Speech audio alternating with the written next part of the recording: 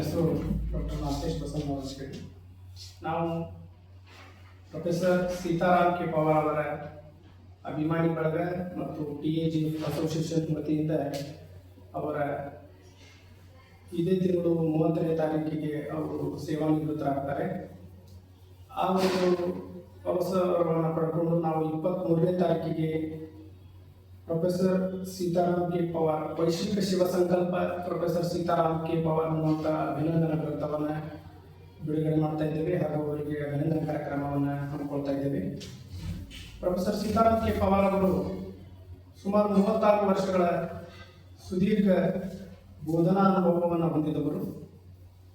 ಎಲೆ ಮಲ್ಲಿಗೆ ಕಾಯಿಯಂತೆ ಅವರು ಸಾಹಿತ್ಯಿಕ ಸೇವೆಯನ್ನು ಮಾಡಿದವರು. ಪ್ರೊಫೆಸರ್ ಸೀತಾರಾಮ್ ಕೆ ಪವಾರ್ ಅವರು ಸಾಮಾಜಿಕ ಚಿಂತಕರಾಗಿದ್ದಾರೆ, ಸಂಶೋಧಕರಾಗಿದ್ದಾರೆ, ಬಹುಭಾಷಾ ವಿಜ್ಞಾನಿಯಾಗಿದ್ದಾರೆ. ಬಿಜಾಪುರ ಜಿಲ್ಲೆಯ ಇಂಡಿ ತಾಲೂಕಿನ ಒಂದು ಪುಟ್ಟ ಗ್ರಾಮದಿಂದ ಬಂದವರು. ಪ್ರೊಫೆಸರ್ ಸೀತಾರಾಮ್ ಕೆ ಪವಾರ್ ಅವರು ಕರ್ನಾಟಕ ವಿಶ್ವವಿದ್ಯಾಲಯದಲ್ಲಿ ಸುಮಾರು 20 ವರ್ಷಗಳಿಂದ ಸೇವೆ ಸಲ್ಲಿಸುತ್ತಿದ್ದಾರೆ. KAD ಅವರು ಬಂದಾಗ ನಾವೆಲ್ಲರೂ 20 ವರ್ಷಗಳಿಂದ ಅವರನ್ನು ನೋಡಿದ್ದೀವಿ. ನಾವೆಲ್ಲ TAG ಅಸೋಸಿಯೇಷನ್ದವರು ಅವರ ಜೊತೆಗೆ ಸಂಪರ್ಕದಲ್ಲಿದ್ದೇವೆ. ಅವರು ಸುಮಾರು 5 ಅಂತಾರಾಷ್ಟ್ರೀಯ ಸಮಕಾಲೀನ ಸಮಸ್ಯೆಗಳನ್ನು ಒಳಗೊಂಡಂತೆ ಇರುವಂತಹ ಸಮ್ಮೇಳನಗಳಾಗಿವೆ.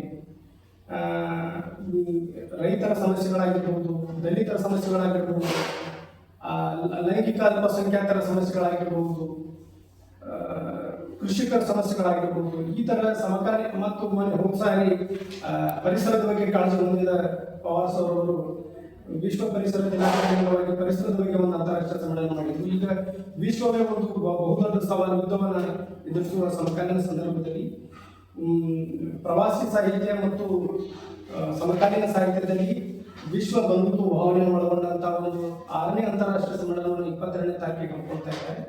ಈ ಎಲ್ಲ ಕಾರಣಗಳಿಂದ ಅವರು ನಮಗೆ ವಿಶೇಷವಾಗಿ ಕಾಣ್ತಾರೆ. ಸಮಾಜದ ಬಗ್ಗೆ ಸಮಾಜ ಪರ ಕಾಳಜಿಯನ್ನು ಹೊಂದಿದ್ದಾರೆ ಮತ್ತು ಅವರು ಎಲ್ಲ ಭಾಷೆಯನ್ನು ಒಪ್ಪಿಕೊಂಡಿದ್ದಾರೆ. ಕೇವಲ ಒಂದೇ ಹಿಂದಿ ಭಾಷೆಗೆ ಸೀಮಿತವಾಗಿರುತ್ತೆ. ಇಲ್ಲಿ ಮರಾಠಿಯವರು ಇದ್ದಾರೆ, ಕನ್ನಡದವರು ಇದ್ದಾರೆ, ಅದೇ ರೀತಿ ಭಾಷಾಜ್ಞಾನಿಯಾದಂಥ ಹಳೆ ಲಿಂಗ್ವಿಸ್ಟಿಕ್ ಅವರು ಇದ್ದಾರೆ, ನಾನು ಹಿಂದಿ ಭಾಷೆ ಶಿಕ್ಷಕ. ಹೀಗೆ ಎಲ್ಲ ಭಾಷೆಯನ್ನು ಅವರು ಪ್ರೀತಿಸ್ತಾ ಇದ್ದಾರೆ. ಹೀಗೆ ಮತ್ತು ಅವರು ಪ್ರತ್ಯೇಕತೆವಾದಿಗಳಲ್ಲ, ಎಲ್ಲರನ್ನೂ ಒಪ್ಪಿಕೊಳ್ಳುವಂಥ ಒಂದು ಮನೋಧರ್ಮ ಅವರಲ್ಲಿದೆ. ಅದೇ ರೀತಿ ಎಲ್ಲ ಸಮಾಜವನ್ನು ಕೂಡಿಸಿಕೊಂಡು ಎಲ್ಲರ ಜೊತೆಗೆ ಎಲ್ಲ ಸಮುದಾಯದ ಜೊತೆಗೆ ಕೂಡಿಸಿಕೊಂಡು ಹೋಗುವಂಥದ್ದು ನಮಗೆ ಭಾಳ ವಿಶೇಷ ಅನಿಸೋದ್ರಿಂದ ಮತ್ತು ಅವರು ವಿದ್ಯಾರ್ಥಿಗಳಾಗಿ ಆಗಿದ್ದಾರೆ. ಶ್ರಮಿಕರ ಪರವಾಗಿ, ಬಡವರ ಪರವಾಗಿ ಯಾವಾಗಲೂ ಧ್ವನಿ ಎತ್ತುತ್ತಾರೆ.